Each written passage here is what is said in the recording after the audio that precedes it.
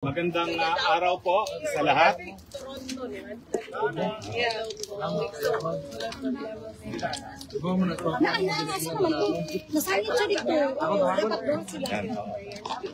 Magandang umaga po, Mayor. Magandang umaga po sa lahat.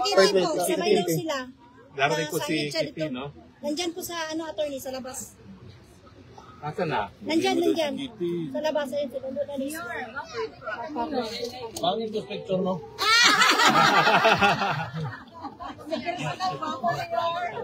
Mayor, kailan po kayo dumating?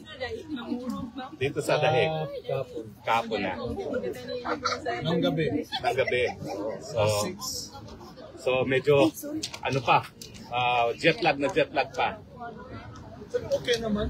Okay naman. Kayo ko lang yung kapatid ko, ha? No problem, Mayor. How's your travel po? Was it smooth? Layo kasi. Tagal, no? Mahilig talaga ng long flights eh. Kuhay ko. Kaya most of the time pag nagbabakasyon ako, isa lang. Kasi maganda rin naman yung mga lugar natin dyan sa Asia.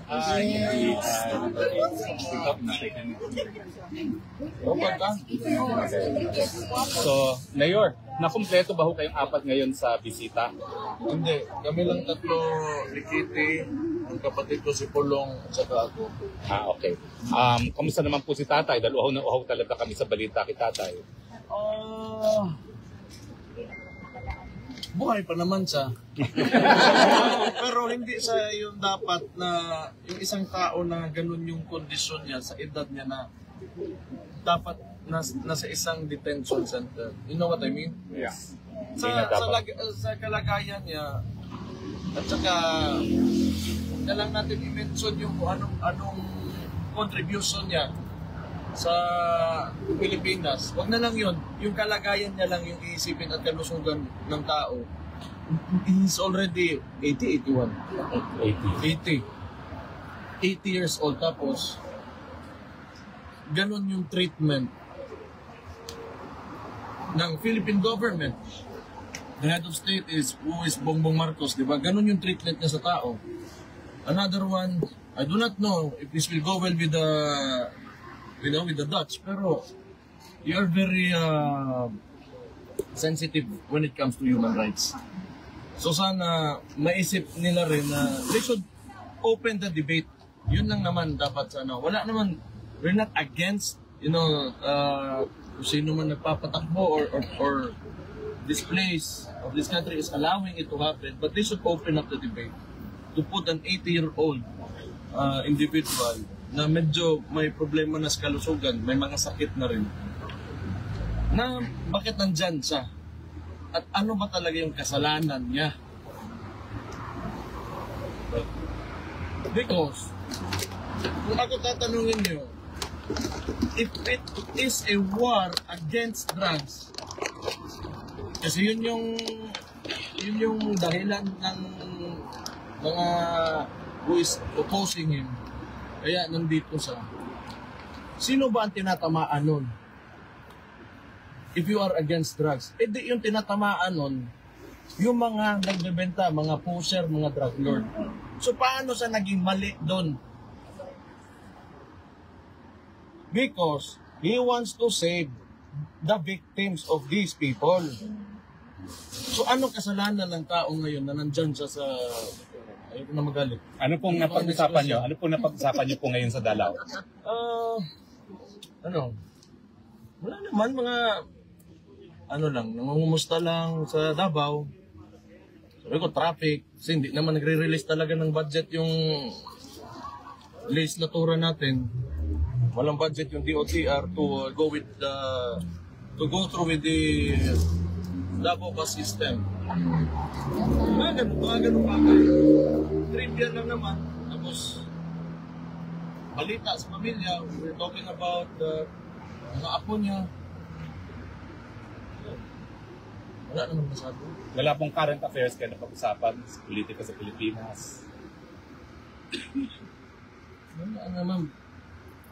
Wala mang mga bagong ngayon na mga bagong tawag dyan. yung nabubuking na mga kabit pala o ano dyan ng mga artista. Sige po, questions po? Mayor, good afternoon. Wait lang. May iba po tayo. Salamat po sa update kay Tatay Digong sa araw nito. Yung comment po, Mayor, ongoing tungkol po sa ongoing investigation sa flood control projects. So anong basa ninyo dito, sir? Sa tingin po ba natin, mapapanagot ang mga nasa likod ng katiwalian kaugnay sa mga nasabing proyekto? Alam niyo, tingin ko lang ito. Okay man, sabihin na natin. Kasi si BBM kasi, akala niya mabango siya sa ginagawa niya. When in fact, sa chain of command, siya yung nasa taas. And for the past 3 years, he allowed that to happen. So whose responsibility is that? So ngayon, mag-e-expose siya na kunwari ng mga congressman niya na under din naman sa kanya because you're the president. Ikaw pumirma ng budget na yon. Tapos ngayon, sisisihin mo sino? Yung mga nagpasa ng ano? Bakit? In the first place, bakit mo hindi sinigurado? Kasi pinagyabang mo yan sa pangalawang zona mo na may 5,500 flood mitigation projects ka. Tapos ngayon, nagkaganon. Tapos sisisihin mo yung ibang tao. Ikaw yung presidente, you're the executive ng buong bansa. Responsibilidad mo na yun. If there is someone to blame, that will be him. Okay naman, kasi yung mga ibang politiko ngayon, ginagawa din nilang plataforma. Kasi magalong, nag-a-align sila, but yung kinakalaban nila are the congressmen. Why not ask or question the president himself? Correct. Kasi dinadivert tayo dyan sa mga congressman na yan, cooking show ba? But, sino man yung responsable talaga ng lahat? Sino pumirma ng budget? At sino implementing agency? It's DPWH, that is under the president. Correct. Mayor, ano masasabi niyo dun sa sinabi ni ni BBM na useless? Itong mga nakikita niya. I think yung nakikita niya useless daw yung mga proyekto. Kasi useless na nga. Kasi kung i-repair daw. Kasi useless niya. Maging useless talaga yan because wala kang directive eh. Dapat simula pa lang ng termino niya, he should have said and instructed everybody, umayos kayo. Huwag niyong galawin yung pera ng taong bayan. Kasi yan, tayo lahat, magbabayad ng buwis, lalagay dyan, gagawing infrastruktura, kailangan maayos, walang masisira dyan. Ano ang unang ginawa niya? Dinismantle niya yung PACC. Yan yung watchdog ng corruption. Oh. So, who's responsible na? Siya.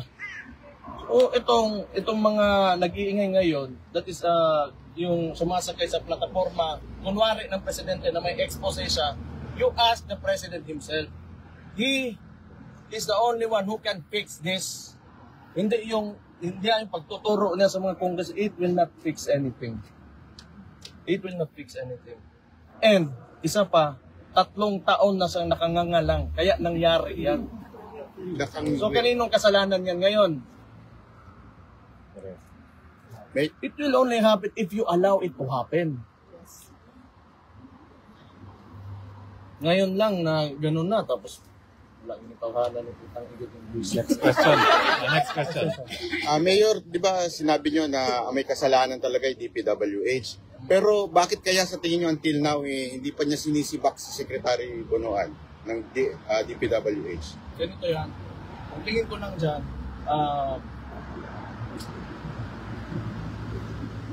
pag yan yung issue na yan, nawala lang na parang bula. Kasi ginagawa niyang press release yan PR stunt niya. Na pupunta sa doon, gano'n, may nangyari talaga. Tapos walang makukulong na congressman o kahit sinong politiko, walang makukulong sa mga flood projects na yan. Ibig sabihin, palabas lang yan lahat. Diba? O kung serious talaga siya, sabi niya na, diba? Alam niya may tinuro na siya, may mga pangalan ng mga kumpanya ng contractors na in-expose niya, then why not file a case? Kung talagang gusto mo ipakita sa tao, okay, you want to redeem yourself, kulong ka dyan. Kahit isang congressman na. Yung mga nasa Committee on Appropriations po na nag-approve ng mga insertions, kung dapat gawin dyan, yung mga pinakamalalapit sa kanya. Sa ano? Yung Presidente, Speaker, at saka yung committee chairman ng dating Zaldico. Zaldico yan. Oh. Si Stella Kimbo, sa mobile, di ba? Tapos ngayon may bago. Yan. Isip ko kinto Zaldico. Kasi, yun na nga. Pag tumahimik yan lahat bigla, tapos wala talagang resulta, na concrete result, na may nakulong, may nakuhan, somebody filed the case against somebody, cooking show. Cooking lang na. Mayor Baste, on a different matter, sir, may you share to the entire Filipino community what's the reason behind why your father summoned his 4 children to appear before him for a family visit? If it's possible only, sir. Naman talaga na, siguro gusto lang talaga nakita niya kaming lahat. Wala man siya sinabi specific talaga na reason. Ikaw, alam mo? Nag-text lang siya bigla ng isang, you call me. Tapos ako ang balita sa iyo. Tapos lumakita si Papa sa Toluca. Out of No nowhere lang. serious reason actually. It was just Out of nowhere lang. Gusto lang ng kami lahat. punan niya lang ng strength. Thank you. Matutupad po kaya yon na makita niya kayong apat this week? Tomorrow? No. 29. 29 na tomorrow. Dili ba? Yeah, tomorrow. Within the week. Within the week. Is there a message from the former president sa lahat ng mga milyong-milyong supporters niya na until now, almost 6 months already, still coming here outside the ICC detention facility? Hindi pa ba daw kayo napapagod? Hindi po. Can you tell him tomorrow that we will never be tired? Sinabi yun, hindi talaga yan titigil hanggang sa hindi ka makakalabas.